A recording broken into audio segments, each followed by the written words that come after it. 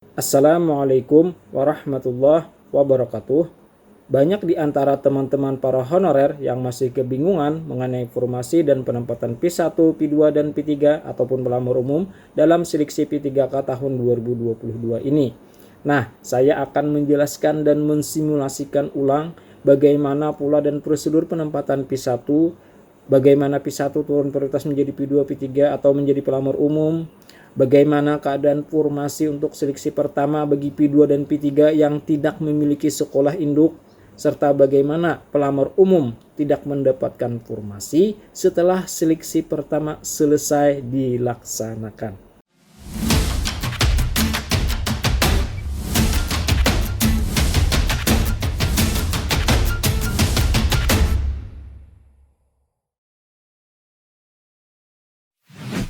Untuk menjelaskan dan mensimulasikan ulang bagaimana prosedur penempatan P1 serta bagaimana formasi P2 dan P3 serta pelamar umum menurut Permenpan RB nomor 20 tahun 2022 dan Kepmendikbudristek nomor 349/P/2022 serta penjelasan apa yang telah disampaikan oleh Panselnas dalam rapat koordinasi bersama instansi daerah tentang distribusi penempatan P3K guru tahun 2022 ini. Terlebih dahulu saya bacakan kembali aturan yang telah disampaikan dalam Permenpan RB nomor 20 tahun 2022 pasal 33. Di sini disebutkan bahwa pelamar prioritas wajib mendaftar di sekolah induk. Jadi pelamar prioritas itu selama ada formasinya di sekolah mereka tidak bisa melamar ke sekolah lain. Yang kedua, pelamar prioritas boleh melamar ke sekolah lain jika sekolah mereka tersebut tidak tersedia kebutuhannya, lalu di sekolah lain tersedia kebutuhannya, maka pelamar prioritas boleh memilih sekolah lain tersebut. Nah, yang kedua, pemilihan sekolah atas keberminatan pelamar. Nah, jadi yang dimaksud memilih pelamar sekolah lain tersebut, yang menentukan pilihannya sekolah mana yang dia pilih adalah atas pilihan pelamar prioritas sendiri. Nah, lanjut di dalam Kepmendikbudristek nomor 349/P/2022 di sana tertulis bahwa tidak ada istilah penempatan atau pemilihan formasi bagi P1 menggeser atau menempati formasi yang sudah ada guru honorernya, ya. Jadi tidak ada geser menggeser ya bagi P1 di mana sekolah tersebut sudah ada guru honorernya, walaupun sekolah tersebut memang ada kebutuhan gurunya, memang kurang gurunya, tapi sekolah tersebut sudah ada guru honorernya, maka P1 tidak bisa menempati formasi tersebut. P1 ditempatkan di sekolah lain jika masih tersedia formasi kosong untuk pemenuhan kebutuhan guru. Jadi yang ditempati nanti oleh P1 yang dimana P1 tersebut di sekolah induk tidak tersedia formasinya, lalu mereka ditempatkan di sekolah lain. Nah, sekolah lain tersebut memang kekurangan guru dan kekurangan guru tersebut memang tidak ada guru honorernya. Nah, begitu ya. P1 yang jika tidak bisa ditempatkan di sekolah lain, maka P1 tersebut bagi tenaga honorer kategori 2 turun prioritas menjadi P2. Bagi P1 honorer sekolah negeri turun prioritas menjadi P3. P1 non honorer sedik turun prioritas menjadi pelamar umum. P1 honorer swasta turun prioritas menjadi pelamar umum. Selanjutnya saya menjelaskan tentang kebutuhan guru. Nah, hal ini menurut saya penting karena ini terkait dengan formasi yang nantinya bagaimana P1, P2, P3 itu tidak ada formasi atau kelebihan formasi, karena di dalam kebutuhan guru ini ada istilah kekurangan guru, kelebihan guru, ataupun cukup. Nah, untuk menjelaskan hal ini di dalam Permendikbud nomor 22 tahun 2016 di situ dijelaskan bahwa bagi satuan pendidikan jenjang SD misalnya ya, di sana tertulis rombongan belajar, kelas maksudnya, dari kelas Dari jumlah kelasnya ada 6 hingga 24. Nah, SD itu kan kelas 1 hingga kelas 6. Nah, mengapa di sini sampai 24? Maksudnya adalah misalnya kelas 1, kelas 1A, kelas 1B, kelas 1C, kelas 1D. Sampai situ saja ya, tidak ada kelas 1E, tidak ada. Hingga kelas 1D saja. Nah, di mana di dalam satu kelas tersebut jumlah siswanya maksimal 28 orang. Artinya, di dalam 28 orang dalam satu kelas tersebut hanya satu guru kelas. Gitu ya. Nah, di sini saya contohkan nih. Contoh yang pertama, SDN Anggur memiliki siswa baru sebanyak 40 orang. Maka di dalam 40 orang tersebut dapat dibuat menjadi 2 kelas. Karena 2 kelas, maka diisi oleh 2 orang guru. Begitu ya. Karena kan satu kelas adalah 28. Contoh yang kedua, SDN Anggur memiliki siswa baru sebanyak 76 orang. Maka dapat dibagi menjadi 3 kelas. Oleh karena 3 kelas, maka dapat diisi dengan 3 orang guru. Nah, begitu ya. Kemudian, SDN Anggur hanya memiliki siswa baru kurang dari atau sama dengan 28 orang, misalnya 28 orang saja, atau hanya 20, atau hanya 5 orang saja, maka hanya wajib 1 kelas. Tidak boleh 2 kelas, hanya 1 kelas. Nah, yang di dalam 1 kelas tersebut hanya diisi oleh 1 orang guru. Tidak boleh 1 kelas itu ada 2 guru kelas, ya, tidak boleh. Begitu ya aturannya.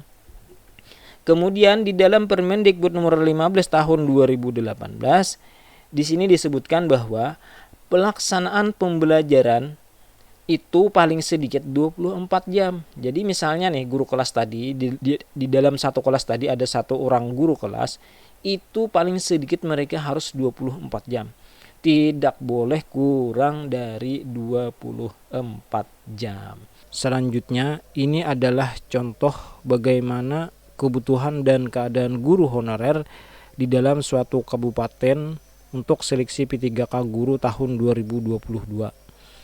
Mengenai penyebutan nama kabupaten, jenis guru, dan data-data yang saya gambarkan ini hanyalah contoh ya. Keadaan jumlah guru honorer dalam suatu daerah yang terlalu banyak dibandingkan dengan jumlah guru yang dibutuhkan, seperti contoh yang saya buat ini, tidak menutup kemungkinan terjadi di Kabupaten Bapak Ibu saat ini. Mengapa bisa terjadi keadaan guru honorer yang terlalu banyak? Contohnya saja ya bagi guru mata pelajaran. Nah, karena setiap tahun lulusan mahasiswa calon guru yang mengambil jurusan mata pelajaran ini jumlahnya juga selalu banyak. Sedangkan kebutuhan untuk mengisi kekurangan guru dalam setiap tahunnya itu sedikit dibandingkan dengan jumlah guru kelas. Nah, karena ya memang guru mata pelajaran ini diperuntukkan untuk jenjang SMP dan SMA. Yang mana SMP dan SMA itu jumlahnya kalah banyak dibandingkan jumlah SD. Nah, lalu mereka para lulusan guru mata pelajaran tersebut memasuki sekolah-sekolah untuk mengabdikan diri menjadi guru honorer, yang kemudian oleh kepala sekolah ataupun operator sekolah memasukkan guru tersebut ke dalam dapudik, sehingga terjadilah pembengkakan jumlah guru honorer di dalam suatu daerah tersebut. Ya. Sekali lagi, ini hanyalah contoh yang dimana tidak menutup kemungkinan bisa terjadi keadaan seperti ini di Kabupaten Bapak Ibu saat ini bertugas. Dampaknya apa jika terlalu banyak jumlah guru honorernya dibandingkan kekurangan guru? Yaitu dampaknya adalah mengakibatkan P1 tidak bisa ditempatkan di sekolahnya dan juga tidak bisa ditempatkan ke sekolah lain. Mengapa? Karena tidak ada sekolah yang tidak ada guru honorernya. Kemudian P2 dan P3 akan banyak tidak memiliki formasi di sekolah induk sehingga mereka perlu mencari sekolah lain yang dimana nantinya bersaing dengan P2 dan P3 yang lain, sedangkan formasi di sekolah lain tersebut sedikit. Nah, keadaan ini juga mengakibatkan tidak ada formasi bagi pelamar umum karena formasi sudah diperebutkan oleh P2 dan P3. Selanjutnya saya akan menjelaskan bagaimana distribusi penempatan P1 pada seleksi P3K tahun 2022 bagi jabatan guru. Apa yang akan saya jelaskan ini berdasarkan penjelasan Panselnas dalam acara rakor dengan instansi daerah tentang distribusi penempatan P1 pada bulan Juli tahun 2022 silam. Nah, yang di sebelah kiri slide ini adalah formasi P3K tahun 2021, di mana dalam suatu daerah, ya anggap saja ini dalam suatu daerah, itu formasi P3K tahun 2021 tidak bisa terpenuhi karena memang para honorer di sekolah tersebut tidak lulus passing grade, dan juga ada sekolah yang memang tidak ada melamarnya, tidak ada yang memasukinya, tetapi formasinya ada. Nah, yang di sebelah kanan ini adalah sekolah-sekolah yang ditempati oleh para P1 yang lulus passing grade pada tahun 2021 yang menjadi prioritas penempatan bagi P3K tahun 2022.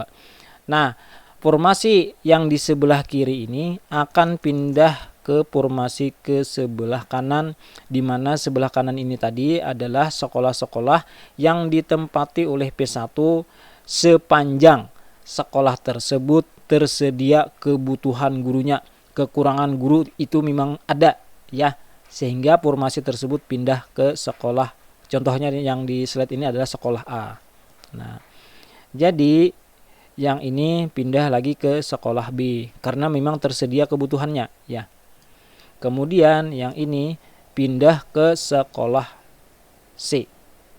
Mengapa hanya pindah ke sekolah C? Tidak pindah ke sekolah D, karena sekolah D ini itu kebutuhan gurunya itu tidak ada. Sekolah C ini adalah sekolah yang mendekati dengan para P1. Jadi contohnya yang A dulu, ya. Di sekolah A itu formasinya ada 1, namun P1-nya ada 2, sehingga yang mengisi adalah hanya salah satu di antara mereka. Anggap saja ini, ya, antara 2 ini tenaga honorer kategori 2 dan guru non ASN atau guru honorer negeri. Maka yang mengisi adalah guru dari tenaga honorer kategori 2. Nah, guru non ASN otomatis akan menjadi cadangan untuk mengisi sekolah C. Nah, ya begitu, ya. Kemudian yang sekolah B ini memiliki satu formasi di mana hanya ada satu P1-nya, sehingga dia langsung mengisi sekolah B tersebut. Nah, adapun sekolah D ini tidak memiliki formasi, namun 2 memiliki P1, sehingga kedua-duanya akan mengisi sekolah C. Nah, sekolah C ini hanya memiliki satu formasi, sehingga 3 orang P1 ini harus di ranking berdasarkan urutan prioritas terlebih dahulu, dan jika ketiga-tiganya ini sama prioritasnya, maka diurutkan berdasarkan ranking. Anggap saja ketiganya ini adalah non ASN, maka yang diambil adalah dengan peringkat yang lebih tinggi. Peringkat yang lebih tinggi akan mengisi sekolah C, ya. Nah, yang 2 orang ini, jika pemerintah daerah atau instansi daerah tidak menambah formasi, maka 2 orang ini akan turun peringkat menjadi P2 bagi THK2, P3 bagi guru non ASN. Selama memang mereka ingin diangkat dalam seleksi P3K tahun 2022, terkecuali mereka tidak berminat mengisi P3K tahun 2022, sehingga mereka tetap menjadi guru non ASN di sekolah mereka itu sendiri. Nah, jika pemerintah daerah menambah formasi, kemungkinan yang akan terjadi adalah seperti ini.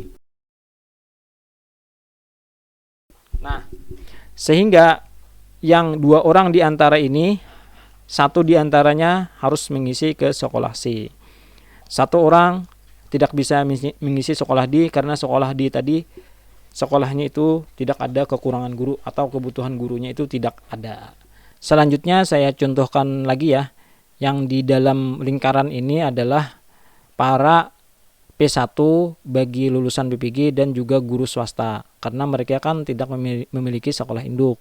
Nah, jadi sama seperti tadi ya, yang formasi P3K tahun 2021 pindah ke sekolah A, yang ini pindah ke sekolah B, yang ini pindah ke sekolah D ya, yang ini pindah ke sekolah C, pindah ke sekolah C.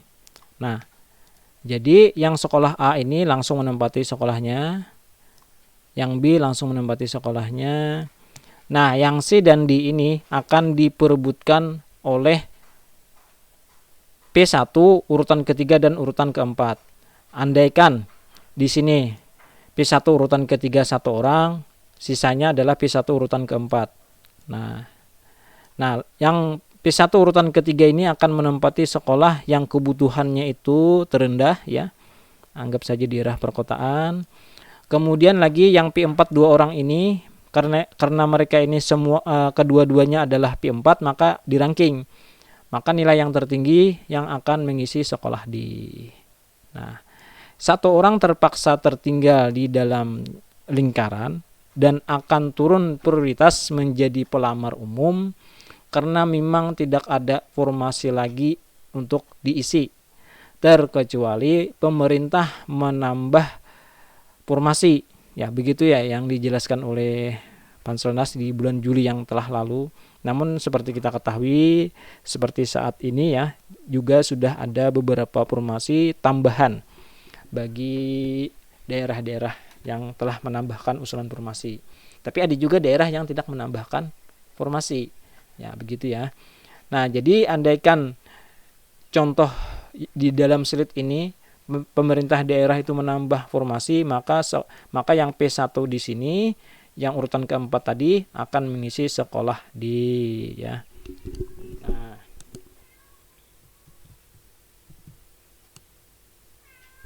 sehingga semuanya dapat terpenuhi. Jika tidak ada formasi, terpaksa yang tadi harus di dalam lingkaran atau dalam keranjang, yang nantinya otomatis turun peringkat jika mendaftar P3K tahun 2022 menjadi turun prioritas menjadi pelamar umum. Tadi kan saya jelaskan bahwa P1 itu bisa menempati sekolah lain selama sekolah lain tersebut tersedia formasinya dan tersedia kebutuhannya. Namun tidak sampai di situ saja ya Bapak Ibu, masih ada syarat. Ya, syaratnya adalah sekolah lain tersebut selain formasinya ada, kebutuhannya ada, dan juga harus tidak diisi oleh guru honorer apapun. Artinya memang sekolah tersebut memang kekosongan guru, tidak diisi oleh guru honorer apapun ya. Nah, jadi itu bisa dimasuki oleh P1 yang tidak memiliki penempatan di sekolah lain. Nah, jadi begini ya. Jadi yang dalam lingkaran ini adalah pelamar P1 yang tidak ada penempatan ya, tidak memiliki penempatan. Jadi contohnya begini ya. Nah, yang bisa diisi adalah sekolah C dan sekolah D ya. Mengapa? Karena di sekolah A ini walaupun kebutuhannya ada dan formasinya ada, tetapi guru honorernya ada. Yang ikon warna merah ini adalah honorer P2 ya, ataupun P3. Jadi saya warnai merah. Nah, sekolah B ini juga tidak bisa ditempati oleh P1 karena di sini tidak ada formasinya. Walaupun kebutuhannya ada 1, tapi formasinya tidak ada, sehingga tidak bisa ditempati oleh P1 yang tidak ada penempatan ya. Kemudian yang sekolah C, ini kebutuhannya itu memang tersisa 1 ya, ada ya. Nah, kemudian formasinya ada 2. Nah, di mana di dalam sekolah tersebut ada 2 guru honorer, sehingga yang bisa diisi oleh P1 yang tidak ada penempatan, yang harus memilih sekolah lain, itu hanyalah 1 ya. Mengapa hanya 1 walaupun formasinya ada 2? Karena memang di sini ada sudah guru honorernya. Baik itu dari guru honorer P2 ataupun P3, ataupun dari guru honorer dari pelamar umum. Kan pelamar umum tadi yang mereka itu yang masuk Dapudik kurang dari 3 tahun. Mereka itu juga tidak bisa digeser oleh P1. Nah, kemudian yang sekolah di ini juga tersedia satu formasi dan kebutuhannya masih ada, dan guru honorernya juga tidak ada satu ya, sehingga bisa dimasuki oleh P1. Nah, sebelum memasuki ke sekolah C dan sekolah D, yang di dalam lingkaran ini terlebih dahulu dilihat dulu rankingnya ya. Nah, ternyata ranking yang paling tinggi di sini hanyalah satu orang, yaitu tenaga honorer kategori 2 ya. Sehingga tenaga honorer kategori 2 ini akan memasuki sekolah D. Karena tadi ya aturannya di dalam Kemendikbudristek bahwa P1 yang dari honorer kategori 2 akan ditempatkan ke sekolah yang kebutuhan gurunya itu rendah. Sehingga tenaga honorer kategori 2 tersebut akan ditempatkan ke sekolah D, bukan ke sekolah C. Karena kebutuhan guru yang rendah adalah di sekolah D. Anggap saja sekolah D ini adalah wilayah kota. Nah, begitu ya. Kemudian yang sekolah C ini akan diisi lagi oleh para P1 yang dari peringkat kedua, urutan kedua, prioritas kedua, yaitu guru non-ASN ya. Karena guru non-ASN-nya ini ada 2, maka ini diurutkan lagi berdasarkan ranking yang paling tinggi. Nah, ranking yang paling tinggi akan mengisi sekolah C. Nah, jadi begitu ya, Bapak Ibu. Nah, yang sisanya yang tidak bisa ditempatkan lagi ya, yang P1 urutan kedua ini akan turun peringkat menjadi P3 ya. Kemudian P1 urutan ketiga ini dan P1 urutan keempat akan turun peringkat menjadi pelamar umum. Nah, kemudian contoh lagi. Nah, ini contoh lagi ya. Kita lihat di sini di sekolah A ya. Di sekolah A ini kebutuhan gurunya itu ada 2, guru honorernya 1 dan formasinya ada 2, sehingga bisa ditempati oleh satu orang dari P1 yang tidak ada penempatan ya, yang tidak memiliki penempatan. Kemudian lagi yang sekolah B di sini juga bisa ditempati oleh satu orang oleh P1. Yang sekolah C juga bisa ditempati oleh satu orang P1 dan di 2 juga bisa ditempati oleh satu orang dari P1. Jadi yang pertama, nah jadi di sini ada guru honorer kategori 2 yang urutannya itu paling tinggi di dalam P1, dia akan ditempatkan ke sekolah yang kebutuhan formasinya itu sedikit, yaitu antara sekolah A ataupun sekolah B ya. Nah, kemudian yang nomor 2, P1 urutan kedua akan ditempatkan ke sekolah B ya. Nah, sekolah C dan sekolah D akan ditempati oleh P1 urutan ketiga dan urutan keempat. Jadi yang pertama adalah urutan ketiga dulu. Urutan ketiga ini akan ditempatkan di sekolah dengan kebutuhan guru yang rendah. Jadi di sini ada sekolah C. Kemudian yang P4 ini di ranking ya, karena sama-sama P4 jadi di ranking nilainya. Nah, mereka yang tertinggi nilainya sesama P4 akan ditempatkan ke sekolah D ya. Nah, jadi begitu ya. Nah, selanjutnya saya akan menjelaskan bagaimana pengaturan formasi bagi P2 dan P3 mengenai dasar pengaturan yang saya gambar dalam slide ini. Sebenarnya tidak dijelaskan secara lebih terperinci dalam Permenpan RB dan Kemendikbudristek sebagaimana pengaturan P1 pada slide sebelumnya. Namun dari peraturan tersebut ada tersirat bahwa pengaturan formasi P2 dan P3 itu kira-kira seperti yang saya gambarkan di dalam slide ini ya. Nah, menurut paparan Kemendikbudristek tentang seleksi guru ASN P3K tahun 2022 yang rilis di bulan September, file ini juga telah beredar di berbagai media sosial dan juga telah dijelaskan oleh channel-channel YouTube. Nah, di halaman 13 ya, di sini dijelaskan bahwa pelamar yang lulus akan ditempatkan di sekolah induknya. Nah, jadi ini untuk yang P2 dan P3 ya. Nah, di sini diilustrasi, instansi memiliki kebutuhan 4 formasi tersebar di 4 sekolah. Formasi hanya dibuka di sekolah A dan B. Nah, jadi yang sekolah A, B, C, dan D ini memang kekurangan guru atau memang tersedia kebutuhan gurunya. Tetapi formasi hanya dibuka di sekolah A dan di sekolah B. Sekolah C dan sekolah D itu tidak dibuka formasinya, tetapi sekolah C dan D ini tersedia kebutuhan gurunya atau memang kekurangan guru. Nah, jadi aturannya begini. Pelamar dari sekolah C dan D melamar ke sekolah A dan B, atau hanya perlu isi biodata diri. Penempatan akan ditentukan oleh Kemendikbudristek. Nah, jadi yang C dan D ini boleh melamar ke sekolah B maupun ke sekolah A. Nah, penilaian atau observasi dilakukan pada masing-masing sekolah. Pelamar sekolah A dinilai di sekolah A, pelamar di sekolah D dinilai di sekolah D. Jadi misalnya begini ya. Yang D ini melamar ke sekolah A. Jadi yang D ini dinilai di sekolah D, yang A dinilai di sekolah A. Begitu ya. Jadi aturannya yang selanjutnya, jika pelamar C dan D memiliki nilai lebih tinggi daripada pelamar A dan B, maka formasi dipindahkan ke sekolah C dan D. Nah, jadi begini ya. Tadi kan sekolah A, B, C, D ini semuanya memiliki kebutuhan atau kekurangan guru ya.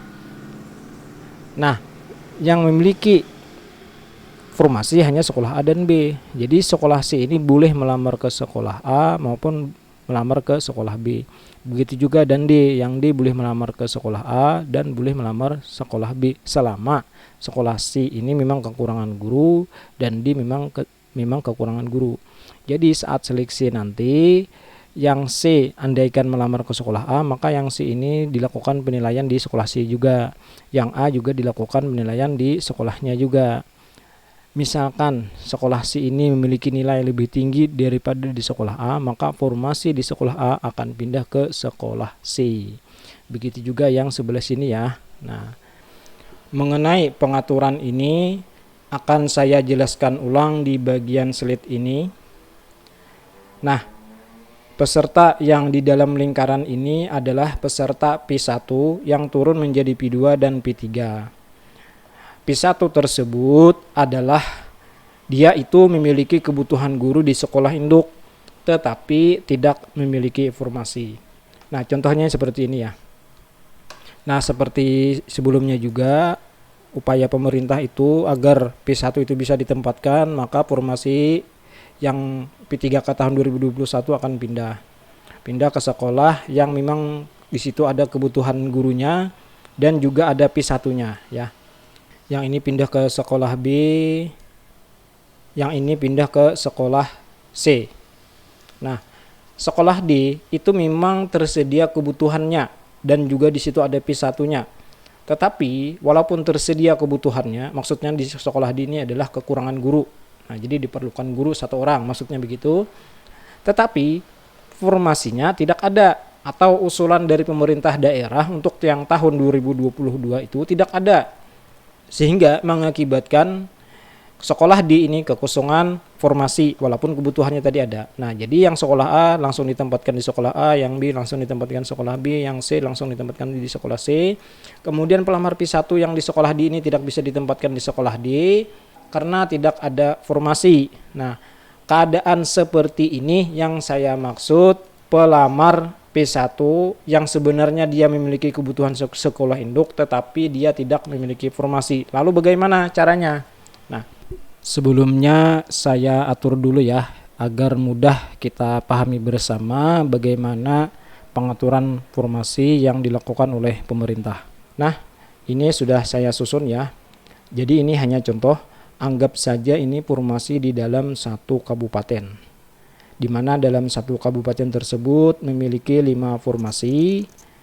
Nah, kita lihat terlebih dahulu sebagaimana aturan tadi didahulukan bagi P2. P2 yang memang sekolahnya memiliki kekurangan guru ya. Nah, dalam hal ini sekolah A memiliki honorer P2 dan memiliki kebutuhan guru, berarti dia mendapatkan 1 formasi. Nah, begitu. Kemudian tadi yang sekolah A juga mendapatkan 1 formasi. Nah, kita lihat lagi apakah ada P2, sekolah B tidak ada, sekolah F tidak ada, sekolah C tidak ada, sekolah D tidak ada. Karena masih ada 3 formasi, maka dilanjutkan pengisian formasi untuk P3 yang memiliki kebutuhan guru ya. Nah, jadi langsung saja formasinya diberikan kepada sekolah F dan juga ini diberikan ke sekolah B, ya, anggap saja begini ya. Namun ini formasinya bebas ya, bisa diletakkan ke sekolah D, bisa diletakkan ke sekolah C, bisa ya.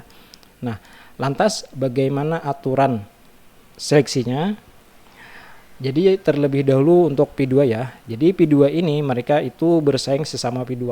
Dalam hal ini contoh ini adalah karena P2 ini masing-masing sudah mendapatkan formasi, tidak ada P2 yang lain yang tidak mendapatkan formasi, maka yang menjadi pesaingnya adalah diri mereka sendiri ya. Nah, kemudian bagi P3, karena formasinya tadi ada 1, 2, dan 3, sedangkan honorer yang memiliki kebutuhan dari P3 itu ada 5, 1, 2, 3, 4, dan 5, maka dilakukan seleksi penyesuaian dengan perebutan formasi ya. Contohnya begini, yang di sekolah D itu tidak memiliki formasi, tetapi dia bisa melamar ke sekolah C, bisa melamar ke sekolah F, bisa melamar ke sekolah B.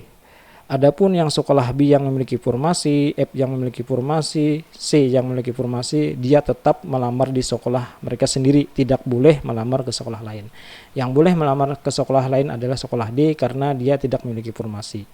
Nah, caranya bagaimana? Anggap saja sekolah D ini melamar ke sekolah C ya. Jadi dilakukan seleksi penyesuaian bagi honorer P3 di sekolah D, sekolah mereka masing-masing ya.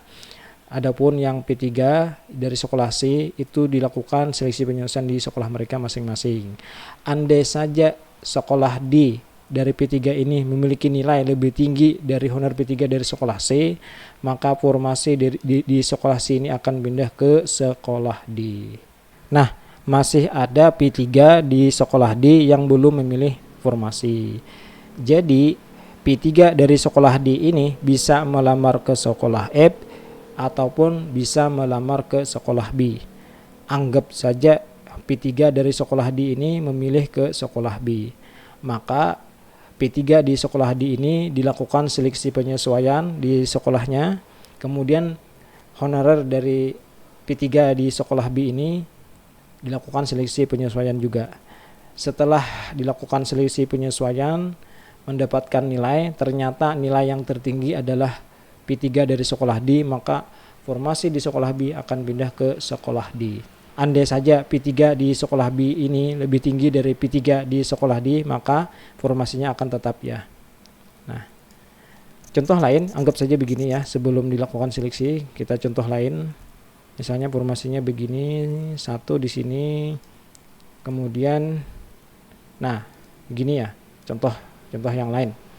Sekolah C bisa melamar ke sekolah F, sekolah C bisa melamar ke sekolah B. Misal sekolah C itu memilih ke sekolah F, maka yang D ini akan diarahkan melamar ke sekolah B ya. Andai kata yang nilainya lebih tinggi C melamar ke sekolah F ya, nilai P3 dari sekolah C ini lebih tinggi dari P3 dari sekolah F, maka formasi yang di sekolah F ini akan pindah ke sekolah C. Andai saja honorer P3 dari sekolah D ini lebih tinggi dari P3 dari sekolah B nilainya, setelah dilakukan seleksi penyesuaian di sekolah mereka masing-masing, maka formasinya akan pindah ke sekolah D. Jadi begitu ya. Selanjutnya contoh lain dari formasi P2 dan P3, di mana P1 di sini yang turun tingkat menjadi P2 dan P3 tidak memiliki penempatan alias sekolah mereka itu tidak memiliki kekurangan guru. Nah, bagaimana caranya? Yaitu sama seperti tadi, formasi di dalam suatu kabupaten itu anggap saja ada 5, dan keadaan sekolah di dalam suatu kabupaten itu seperti ini ya. Nah, yang pertama adalah kita lihat dulu sekolah mana yang memiliki kebutuhan bagi P2 ya. Nah, dalam hal ini P2 yang memiliki kebutuhan adalah sekolah A, sekolah lain tidak ada, sehingga langsung ditempatkan formasi untuk P2. Nah, Kemudian sekolah lain yang memiliki P2 itu tidak ada, namun sekolah C dan sekolah D ini memiliki kebutuhan ya. Nah, sehingga bisa ditempatkan satu formasi untuk ditempati oleh P2. Anggap saja di sekolah D ya. Bisa saja sekolah C, bisa juga. Kemudian langsung ditempati oleh P2. Nah, karena masih ada sisa 3 formasi, maka ketiga formasi tersebut akan didistribusikan kepada P3 yang memiliki kebutuhan, yaitu di sekolah B ya. Nah, sekolah B, kemudian di sekolah C ya. Nah, sekolah A itu tidak bisa ditempatkan formasi karena tidak memiliki kebutuhan. Sekolah B yang sisanya yang satunya ini juga tidak bisa ditempatkan formasi karena juga tidak memiliki kebutuhan atau gurunya sudah cukup. Nah, satu formasi ini akan ditempatkan ke sekolah C ya. Nah, di sekolah C. Bisa juga ke sekolah D bisa. Nah, andai saja ini kebutuhannya di sini dihapus ya, maka formasi ini bisa ditempatkan ke sekolah C dan juga bisa ditempatkan ke sekolah D. Kita kembalikan dulu ya, anggap saja begini. Nah, formasi kosong di sekolah C itu akan diperebutkan oleh P3 yang di sekolah A, P3 yang di sekolah B, dan juga P3 yang dari P1 turun tingkat menjadi P3 yang tidak memiliki penempatan. Mereka ini akan dites di sekolah C ya. Nah, siapa yang paling tinggi maka dialah yang akan menempati sekolah C, begitu. Andai saja ini dihapus ya, maka formasi yang sisa satu tadi, yang di sini tadi sisa satu, maka bisa ditempatkan ke sekolah C atau bisa juga di sekolah D. Anggap saja di sekolah C, maka P3 yang di sekolah A, P3 yang di sekolah B, P1 yang turun tingkat menjadi P3 yang tidak memiliki penempatan akan mengikuti seleksi di sekolah C untuk mengisi formasi di sekolah C. Nah, honorer yang masa kerjanya kurang dari 3 tahun ini itu akan geser ke samping ya. Karena tadi honorer yang masa kerjanya kurang dari 3 tahun itu hanya sebagai tiket ya untuk bisa mengikuti seleksi P3K menjadi pelamar umum ya. Bukan untuk mengklaim kebutuhan di sekolah mereka itu formasinya untuk mereka, tapi tidak begitu ya. Mereka ini hanya sisa-sisa penempatan dari P2 dan P3. Selanjutnya ini adalah contoh bagaimana keadaan suatu daerah yang masih ada sisa bagi formasi pelamar umum. Nah, sisa formasi di dalam suatu daerah tersebut ada 2 ya, di mana yang 2 buah formasi ini merupakan sisa dari P2 dan P3. Sehingga formasi ini akan didistribusikan kepada pelamar umum yang di sekolah mereka itu memiliki kebutuhan. Dalam hal ini yang memiliki kebutuhan adalah sekolah C ya. Sekolah A itu tidak memiliki kebutuhan, artinya gurunya sudah cukup. Sekolah B juga gurunya juga sudah cukup. Sisa formasi 1 ini akan ditempatkan ke sekolah D karena memiliki kebutuhan. Nah, jadi pelamar umum yang ada di sekolah A, pelamar umum yang ada di sekolah B, pelamar umum yang ada di sekolah D, dan pelamar umum yang turunan tingkat dari P1 itu bisa memasuki masing-masing ke sekolah C dan juga bisa masing-masing menempati ke sekolah C. Artinya di sini mereka bersaing secara umum seperti layaknya tes CPNS ya. Tidak ada pengaturan-pengaturan mengklaim bahwa ini formasi, ini penempatan adalah milik saya, itu tidak ada. Jadi ini bebas. Bisa dimasuki sekolah A, bisa dimasuki sekolah B, bisa juga dimasuki oleh P1 untuk memasuki ke sekolah C dan juga untuk memasuki ke sekolah D. Jadi begitu ya. Nah, Bapak Ibu, hanya ini yang dapat saya sampaikan. Mohon maaf atas segala kekurangan ataupun kekeliruan. Mohon jika terjadi kesalahan bisa diluruskan di dalam kolom komentar di bawah. Saya Yunandar Hiryansyah, mohon undur diri. Wassalamualaikum warahmatullahi wabarakatuh.